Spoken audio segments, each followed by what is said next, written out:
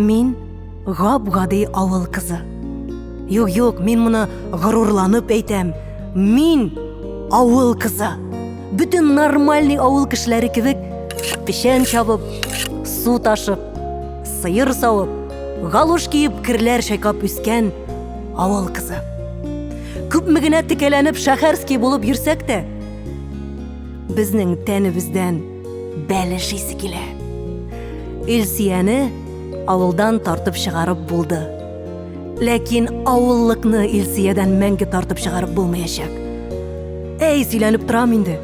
Мин бит әле тыкрыкның да тугрык түгел, переулык икәнен күптән түгел генә белдем. Төрле чаклар булды инде. Ялгыштым да, сыңган вакытлар да булды. Сезнең белән бергә еладык, серләрне сөйләштек. 21 ел буе минем янәшәмнән атлаган минем тугры тамашачыларым сез. Һәр берегез алдында башымны түбән иеп, рәхмәт әйтәсем килә. Беләсезме, кайчандыр мин су буенда казларга концерт куйганда, Илсия, син берәр кайчан зур сәхнәгә чыгачаксың дисәләр, мин билләһи ышанмаган булыр идем. Бу минем төшемә дә кермәгән зур хыялым иде. Тиле син, кая ашкынасың, син бит гап-гади авыл баласы. Булмый диделәр. Булды бит!